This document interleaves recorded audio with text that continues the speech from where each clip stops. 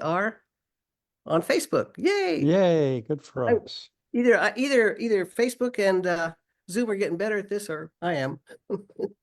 Well, you've had a One lot of of practice. the I always get sweaty palms though. So if you're watching out there, I'm Jayne Ann Krentz. Welcome to my page. And I'm here with another exciting author interview. And this time, this is a little complicated to explain, so stick with me. The author is Mike Krentz, and he is the author of a number of books, but the one that's on fire right now, frankly, would be the medical thrillers. And that series, a series of 3 books that are out so far. And the first one starts with Dead Already. And that is the first of, we'll talk about how far it's going to go, but anyhow, these are medical thrillers, and Mike Krentz is got that last name because I married into his family when I married Frank. Does that make sense? We decided once it made us cousins by marriage or something like that. Yeah. So that's why the Krentz name looks familiar on both of us. We are not the only Krentzes in the world, but sometimes you wonder because it's not a common last name. So that is who we are talking to today. And I want to start by saying welcome, Mike, and congratulations on the Zack Winston series. That's the hero doctor of these books, by the way, is Zack Winston. And well, first of all, tell us how they're doing. Looks like they're red hot on. Well, Jayne, yeah, I can't be more pleased. It's so far there's 3 books. I'm working on the 4th one. But they have consistently ranked in the top 100 and sometimes the top 50 on Amazon in medical thrillers on Kindle, medical thriller books, and the other category is conspiracy thrillers. Well, So they're doing very, very well with Robert Dugoni and some of the flat, straight out conspiracy writers that have nothing to do with medicine. So I'm pretty pumped, really. Well, you should be, and I love the books. I think there's been a lack of good medical thrillers for years. It used to be more of a staple of the suspense genre. I guess I'm thinking of Robin Cook and oh my gosh, on TV, way back even when I was growing up on TV, there were medical series often involved a thriller angle. I think it's just a fascinating world, and it's a world most of us don't know that much about. We just know what we see on television. We don't spend a lot of time, if we're lucky, in emergency rooms, or in the medical world, and it's it has the same allure, I think, as a religious community, in that it is only the people who actually live there know all the rules and know how it works. And that makes it fascinating. And it also makes it prime for a thriller writing. So you are a doctor, you were a doctor, you no ex-doctors, I guess. And you chose the ER path right from the get-go. And now you're using that for your thrillers, but I think the reason you love it for your thrillers is probably because you loved it back at the start. And so what was it back at the start that made you pursue the ER path? Well, I think, quite honestly, that I'm probably an adrenaline junkie. I'm not probably adrenaline junkie. I am an adrenaline junkie. And actually, I started out thinking I wanted to be a neurosurgeon, and I did a straight surgical internship, and then I started a neurosurgery residency in Phoenix. And about halfway through that, I got interested in emergency medicine. And at the time, emergency medicine was not a recognized specialty like it is today. Today, it's one of the most popular specialties in medicine. But back years ago, it was just starting out. So it was a chance to be in on the ground floor and also to satisfy my adrenaline junkiness. And the thing I liked about it, and I like to try to show this in my books, is when you show up for your shift in the emergency department, you have no idea what's coming through that door. Absolutely none. Yeah. And so, and oftentimes they're going to come in with very undifferentiated complaints. They're not going to tell you, I'm having a anterior wall myocardial infarction.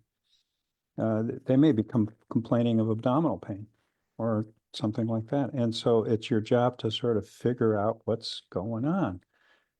Hence the natural affinity to suspense, thrillers, Yes. because that's kind of what the practice of emergency medicine can be.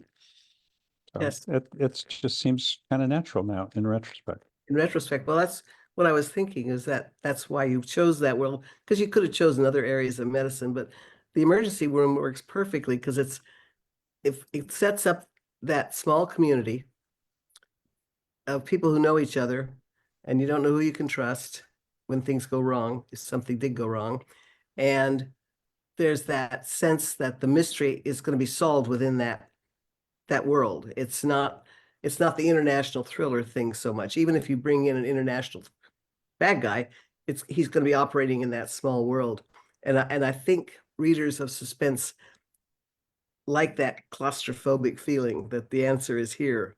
I'm looking at it somewhere in this room, kind of thing.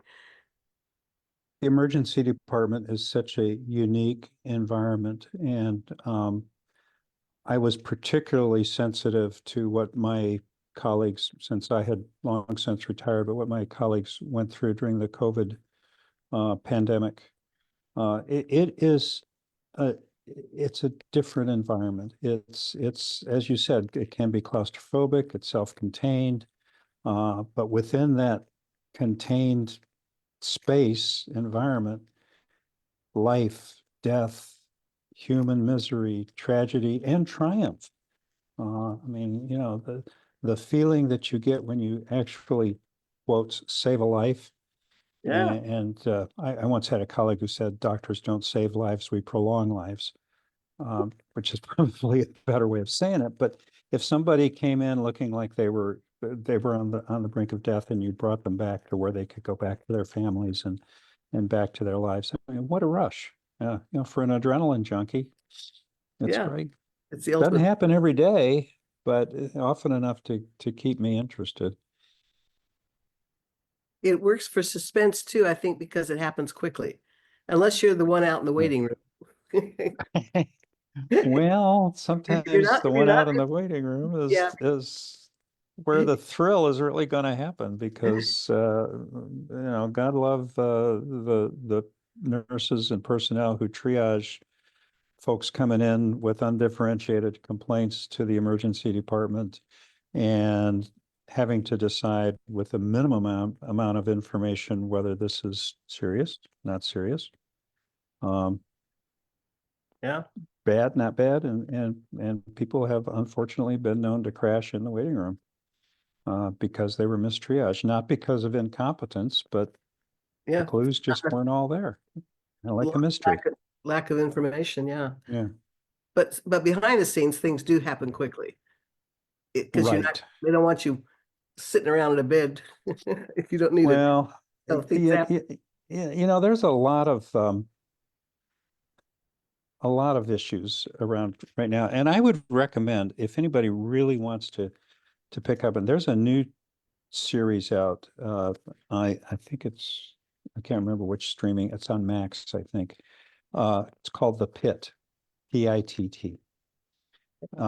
And the main actor was actually in the earlier series ER. It's new this year, but it really, I think, does a superb job of demonstrating the environment and the pressures that emergency physicians, emergency medicine personnel face, not only with the challenges of uh, who's sick, who isn't, who's on the verge of death, who do I have to save, but how do I get this patient up to the ICU that is already full? Where can I get a bed for this patient because I've got somebody else out there who needs to come in and be seen? The stressors are just enormous. I can And imagine. yeah. So, Yeah. Is there a high turnover in staffing in those worlds? Or is it, yes, yeah, yes, yeah. I can see that. You're, Unfortunately, I mean, you put people under, they can only take stress for so long and then they have right. to have another Well, environment. unless they're adrenaline junkies like me who thrive on it. You could have kept going. Yeah, Yeah. Okay. but I joined the Navy instead, but that's Yeah. another whole story. Yeah. The you're 3 books into this series now, and writing the fourth. What has surprised you the most along the way? What changed that you, among other things, what changed that you never saw coming in terms of maybe the characters' growth or how they went or how the plots changed on you? Uh, yeah, the most successful has been Dead Already. And the third book, and the underlying theme of all 3 books is redemption. And but the third book was also about what's the difference between justice and vengeance. That's And good. Yeah. the main character got that wrong and ended up doing something that people don't do. So uh, that ended up to have an ending that some people didn't necessarily like, Oh, really? Oh, but and I don't want to, give out spoilers, but basically Dr. Zack Winston does something bad, uh, and he has to pay a price for it. okay. So he's learning that there is a difference between vengeance and justice. And now in the fourth book, he is fully on the path to redemption, which is the underlying theme of all of this. But to get there, as often happens in real life, he's going to have to suffer a bit. Did Fortunately, he has people who care about him, people who love him, who can help him through the struggles. did you see that coming when you started the series that there would be this second Not incident? not in the slightest. Yeah. Yeah, I think that's I what one really of the didn't. fascinating things about writing is that you don't know where you're going until you get there. That's right. And as one of the top writers in the genre like to say, Patricia Cornwell, uh, you don't necessarily know what's going to happen until your characters tell you, Yeah. and which is why I don't do outlines, because I got to be writing to hear my characters, and I think you're the same, Jayne. Yeah, I'm the same way. It could be, I mean, I know there are writers who work exactly the opposite. Mhm. So they basically tell the story in an outline form before they even start. Um, but people tend to, in my experience, other writers tend to fall into one of those 2 categories. They're either like us, where they just, the outlines are just for show only, and they never look at them again after, they've tried it. And then there's the crowd that needs the outline and could Yeah. work best that way. So um, the problem with our approach, I've always said, is that there's a lot of tension in it, because when you don't know where you're going, you get up every morning not sure where Yeah. you're going. So, Yeah. And so and every once in a while you drive down a blind alley, yes, and then you have to back up and throw stuff out and think about, well, I just spent 2 months driving down this alley and now I got to find a different alley. yeah, But I no. think that's part of the joy of reading too, I guess. I don't know. I know what you mean. I just went through that myself, and it's like, oh my God, no, nobody hates throwing out material more than I do. Like, Yeah. really? Well, I just had a revelation, writing a series, and I know you've written, I don't know how many trilogies you've written. So you must have the process down. But I was rolling through this next Zack Winston book, and his daughters are uh, characters. And after a year after the previous book, somehow I aged his daughters 4 years each. Oh, Now, wait a minute. That's not gonna work. Rip, rip, rip. yeah, So, yeah. How did you fix that? You just tore it up, huh? well, no, I never really throw anything out. And one of the advantages of using Scrivener to write is you put something in the trash, but it's there forever. I'm actually saving those chapters for 4 years from now. the fifth book. Yeah, exactly. Well, be careful about aging the character in place, though, because they get That's, old fast. yeah, ain't that the And truth? that I've seen more than one interview with a suspense writer with a long running series, and they'll ask him what's the biggest mistake he made. He said tying the character's age to the every book, and he said then you can't go back, and it's like, oh, Yeah. yeah. So there's that side effect. I always go back to the archetype mystery writer. For me was always Robert B. Parker, and his Spencer character never aged. It was just every time he picked up the book, it was right there, the same world you just left last time. Yeah. And I thought that's the way to do it. That's smart. Yeah, I was in another chat earlier today, and one of the authors there brought up that same thing that she's written I don't know how many books in this particular series. Her character has only aged about a year and a half, but the environment has Oh, progressed from yeah. pre-cell phones to cell phones, and but somehow the character is roughly the same age That's because it tricky was, as you too. said, not tied. Yeah. There's no pure way to handle it, I guess. You just have to Yeah. roll with it, figure out what works for your characters. So you're working on a fourth one, Mhm. and when will that come out? Ideally in June, if I can keep to my schedule. Okay. Certainly no longer than summer, late summer, because it's actually, despite the blind alleys, it's moving along very well, Good. Good. and I know where it's going, Anything sort else? of. Anything else in the hopper, or is that your focus Well, right? as you know, because we've talked about this, I've got this concept of a combined medical religious thriller or suspense series or psychological series that I'm percolating. And um, I'm not doing any more of my military fiction series. That there's 4 books in that, and that's the end of it. Uh, Primarily because I've been out of the military long enough that I'm no longer knowledgeable enough to write about it. So something's going to have to replace that series.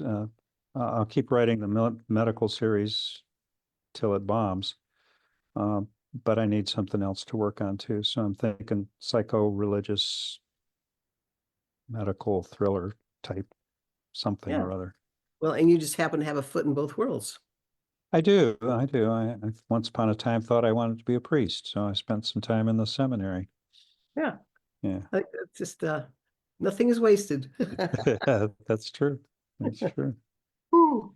So let me turn the topic back to you, Jayne. You just finished a trilogy. Oh. What's next for you? Well, I was sitting down to write another trilogy, and then I thought, no, I don't feel like setting up one. The problem with a trilogy, okay, the reason I started trilogies in the first place a while back was because when people who have never read me look at my long list of books, they give up. It's like they're overwhelmed, too many choices, they don't know where to start. So it's just too much data. So then I thought, well, if with trilogies, you're only selling the 3 books, and someone is just taking a bite out of your work to see if they like it or not. They don't have to commit to an endless list of books. Um, and that is true. People are willing to gamble on the first book of a trilogy if they don't have to go back and read 10 books before it. But the drawback to doing a trilogy is having that overarching plot. And for those of us who don't Mhm. like the plot, Yeah. that's a stressor. So and so when I sat down to write this series, I thought, I don't think this is good. This isn't feeling like it deserves two more books. Is what kind of what it came down to. I just want these characters to have their own story and then walk away. So we'll see if I end up doing that or not. That's kind of, I'm in decision mode now. Is that a Jayne Ann Krentz or a Jane Castle or an Yeah. Amanda Quick? Yeah, the Amanda Quicks are kind of on hold right now because I haven't decided where to take Amanda Quick next. Hmm. Uh, it that name has always been associated for me with historicals, Yes. and Yes. I've used all the historical periods that I think work for my kind of story, and so I'm not sure. We'll see. I'm, that one's an open door. So Okay, if so you do, the one you're working on now is Jayne Ann Krentz. yeah, yeah. Okay, good. Right now, Krentz and Castle are the active names. Right, right. So yeah. So will you keep, and you're going to keep the same name regardless, right? Because you remember my orders do not do Yes. names. Those are planted firmly in my brain. Do not use pen names. No, Use no. one name and stick to it. Yes, it's too Yeah. confusing and you can't build three brands anymore. That's just, Yeah, it's hard enough to build one. yeah. Yeah, it's just, we are awash in product in the sense that not just books, but the world is awash in Mhm, product. mhm. Too many choices. I walked into a situation the other day. Oh, I think I was shopping online and I just wanted to buy something really simple, like kitchen bag, garbage bags or something like that. And there's like 50 million options. And I don't want to sit there and figure out what the best deal of kitchen bags, 50 million options. Um, just tell me which one to buy and I'll do it. So I think that's kind of what we're all facing, that choice. And for writers, that means standing out in a very Mm. crowded environment. But I do think the medical thriller is a special kind of suspense in which, frankly, there's not a lot of competition out there right now. Most of the names that you see on the list are actually older names, um, older books, and there's a handful out there. But I don't know. I think it's just kind of a unique end of suspense, probably because it Yeah, takes that specialized knowledge to write it. yeah, I think so. I think most most people, with the exception of Trisha Cornwell, and Kathy Reichs has her own significant expertise in this things that she writes. Of course, Robin Cook is a physician. There's a couple of new writers out that are doing very well. Gary Gerlacher is one. And so but it's a handful. It's not like the sci-fi genre where there's umpty squat authors trying to sell books or romantic suspense. Same thing, Yeah. it's still a fairly small community. Well, I think it will always stay that way because, as I said, when people do read that kind of thriller, Hmm. they want a sense of accuracy. Yeah. They want a sense of real world detail. So that takes someone like you who has it and can bring it, and not just the details, which are researchable, but I think the emotional context of characters working in that world. Because truthfully, unless you've done it, I don't think you could ever really know it. How it, like you say, that rush of saving a life, you could sort of envision it, but feeling it is a unique situation. Yeah, and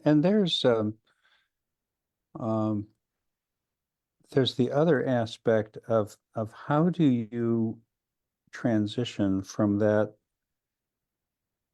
intense contained world to what some people would describe as a normal life. Uh, and my kid, but when I was much younger, and my kids were younger, uh, they once said, uh, a lot of good it does to have an ER doctor for a dad. You got to be dying to get any attention around here. You know, if they're suffering a cold or flu or something like that, I just kind of tended to minimize. Oh, you'll be Uh, fine. Take two yeah, aspirin. And yeah, calm you're fine. So yeah, so and another author whom you know because we've chatted with her before, Kimmery Martin, uh, wrote a book, and I'm sorry, Kimmery, I'm blocking on the last name, uh, but it was set in a pandemic. She actually wrote it before remember, COVID. I It know. was, but it Poor was set. thing. Bad timing. Doctors and Friends. That's the name of it. Doctors and Friends. It's about a group of women who became friends in medical school, and they all went into different specialties. But one of them is an emergency physician in New York City who was right in the middle of this pandemic crisis and people dying and all of that. Um, and how that woman could transfer from walking out of that hospital several blocks to her apartment in Manhattan and try to maintain a normal life. Uh, Pretty hard to do. Yeah, Pretty hard to do. yeah. I remember that book very well. Yeah. The I mean, it's funny how often that sort of thing is presaged by a novel that came out got written just before it, and then all of a sudden gets run over by history. But Yeah, there's some things out there that are in novels that I hope don't happen in real life, yeah, for well, sure. I'm seeing less dystopian fiction now. Yeah, The well, end of the world kind of thing was very popular there for a oh yeah, while. yeah, I'm not yeah. seeing so much of that. As we all know, there's genres come and go, but they never disappear. There's always some version of it out there, and you and I both write in one of the most stable forms of it. You write suspense, and then I write the romantic suspense, and those genres have always been with us. It's just those are perennially appealing. What do you think? What do you think the appeal of the medical thriller is? I mean, I love them, but why do I love them? Why is that? Well, I'm not particularly big on military thrillers, for example. So it isn't just any yeah, thriller. yeah. I think it's partly related to what you said earlier. It's a insight into a world that we know exists, but we don't really know anything about it. And so it's a chance to learn, and it's a chance to experience, as you said earlier, what the people who are doing it or the people who are suffering are doing it. I think that's probably another reason why uh, crime fiction, law enforcement is appealing as well, because there's another whole uh, environment and lifestyle and career issues around uh, law enforcement. We know they're out there, but we don't really know what it's like. To be on the scene, yeah. Yeah, so I And in the medical world is that added element of, well, there's two added elements there that are different from, say, the military world. Um, there's the life and death issues, but there's also the sense that life is what you're going after. You're trying to save people. right, That's the ultimate goal, as opposed to winning a war, which involves other stuff. killing people. Yeah. Yeah, yeah, So in a sense, not good. it's the good guys against the ultimate evil, which is death. And Hmm. that's the side you're on. You're on the let's save them kind of side. And I Right. think that's what the appeal of the hero is. And then I think what you've done with Zack is make him a hero who is desperately trying to save himself at the same time, in the psychological sense, the Right. redemption. Zach has baggage. Yeah. He has baggage from his earlier life, from several different perspectives. And I think the other thing that appeals to say a practitioner in emergency medicine or perhaps a law enforcement officer or whatever is whatever stuff you have in your life, when you get into that environment and you're focused on saving lives, preventing disability, treating, all that personal baggage gets compartmentalized away. Aviators, military aviators have the same advantage, if you will. You know, when you're in that jet and you're carrying out a mission, you can't be worried about whether or not your spouse is having an affair. Yeah. Even though they may be. Yeah. You have to totally focus on the mission and the objective at hand. And I think the same is true practicing emergency medicine or being a law enforcement officer or, you know, any of a number of similar occupations. I agree. I agree. For those of us who are joining us midway, we are talking to author Mike Krentz, the author of a series featuring Dr. Zack Winston, and the series begins with Dead Already. The next two books in the series are Mormon Dead Mormon Death? and Death Agent. Death Agent. Okay. Right. Not sure what the title of the next one's going to be. Yeah. It Yeah. may or may not be consistent. Yeah, sometimes it's good to mix it up because then if Yeah. they're too consistent, then they run together. Mm-hmm. I've learned that the Exactly. hard way. Yeah. Another pro tip. Yeah. Yeah. Mix up the title, Exactly. catch attention. So what are you on the side doing to stay even keeled as a writer? What's do you even have a hobby at all? Yeah, it's writing. Writing and It's reading? the best of both worlds. It's like I get to do my hobby for real. And not much. I I have a few side gigs, but I've cut down a lot on those because I really find that uh, just carrying on with normal living and writing and doing all the things that goes with writing, like platform and Oh yeah. branding and all that stuff. Uh, that's pretty fulfilling. I don't really need to work on my golf handicap, for instance, because that would be futile to begin with. So that's basically it. Yeah, I agree with you. I'm the same way. People always Yeah. say, what are your other hobbies? Kind I of go don't have, blank. yeah, don't have time. More skills. Speaking of branding though, tell us where we can find you online. This is a good opportunity to Okay, www.mikejkrentz.com is my website. My ebooks are all on Kindle Unlimited. So you can find those on Amazon at, you know, Mike Krentz Books.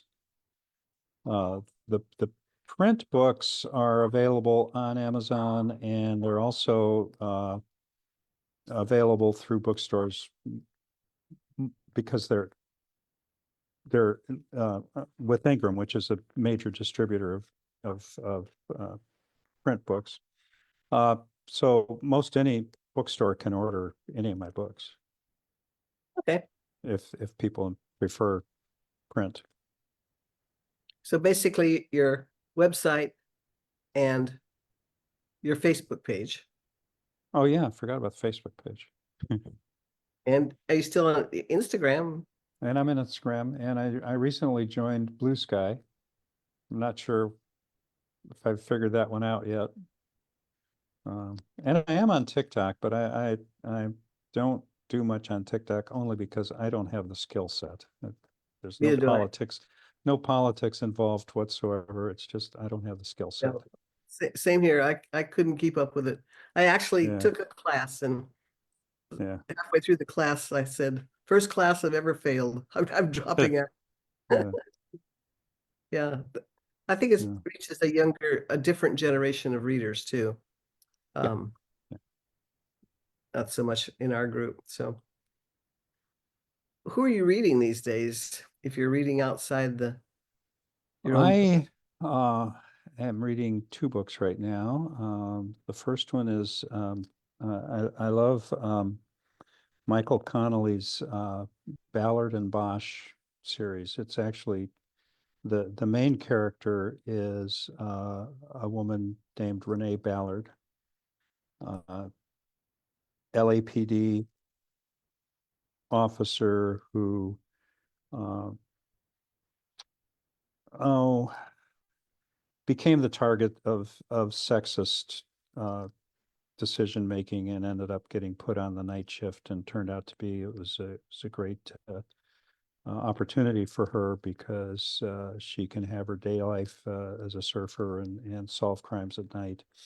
And then eventually Harry Bosch, who's Michael Connelly's one of his primary protagonists, who's now a retired LAPD Oh yeah, detective. Yeah, shows up. aging heroes. See, that's the problem. Aging heroes. Well, yes, exactly. So although Renee Ballard is still the main character, Harry Bosch is kind of a mentor and a beyond a mentor because he actually gets involved in some of the investigations. What she's currently doing is cold case investigations.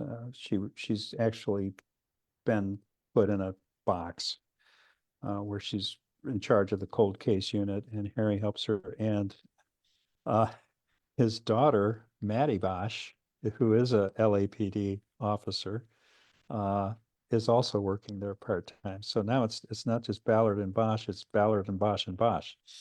So, but I really like it because Renee Ballard is such a great character in her own right. And then you get the interactions with some other minor characters that are very well done.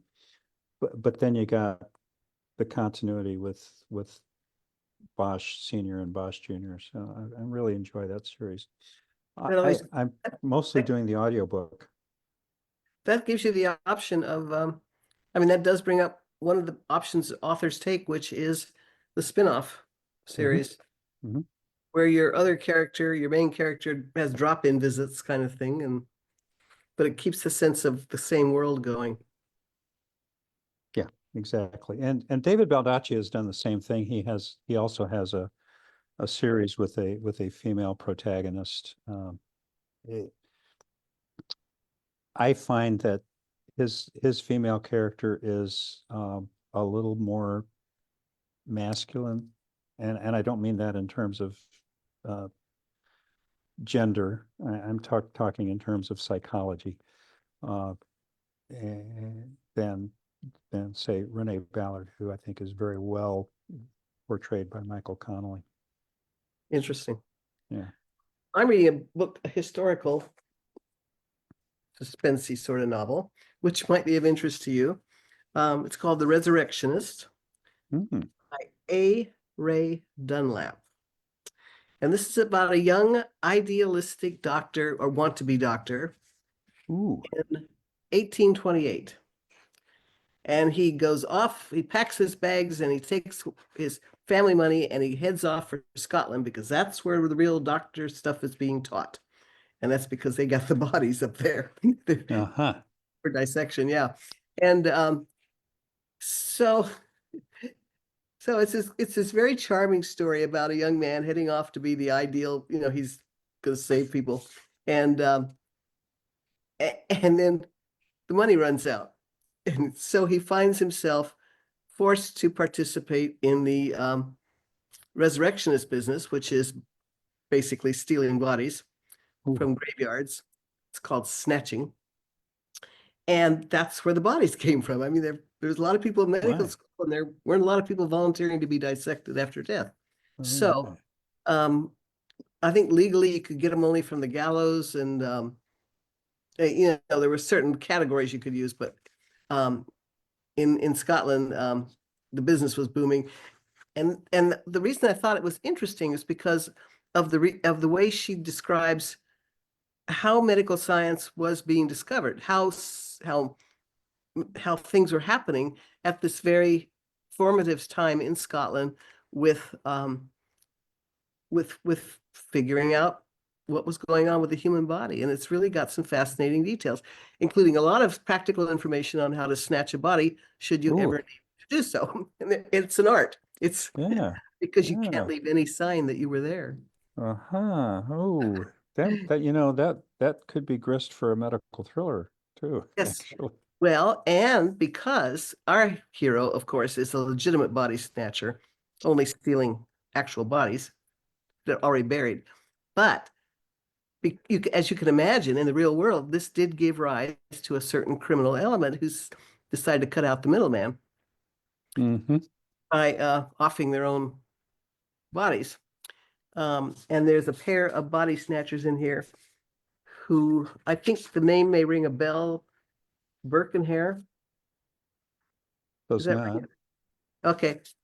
Well, they were caught killing people for the trade and wound up being hung. But I think what I was most surprised about, this is 1828. I was rather surprised about the sophistication level of the surgeries they did perform because it must have been close to butchering by our standards. It must have been pretty horrific, not to say nothing of the pain problem, you know, um, and they describe a tonsillectomy. Now, this is on a body, it's not on a living person. And I thought, oh, they were doing tonsillectomies in 1828, which kind of startled me. I don't know why. Yeah, And then, really. and then I thought, well, who could go through a process like that anyway? Because it would be so painful, unless, Right. but they knew how to do it. And it was just kind of an interest, a lot of interesting history there about medical science. And the bottom line was, if you wanted a good doctor, you wanted one who was trained in Scotland. They Because were they could cut up bodies. they knew what was going on better Yeah. than the theorist did. So anyhow, the resurrectionists was, I enjoyed the book. So I'm reminded of a book, oh gosh, decades ago, The Agony and the Ecstasy. I'm pretty sure that's it. The Agony and the Ecstasy. It's about I remember the Michelangelo. title. Yeah. Michelangelo, one of the reasons why he was such a outstanding artist was because he dissected bodies. Well, Yep.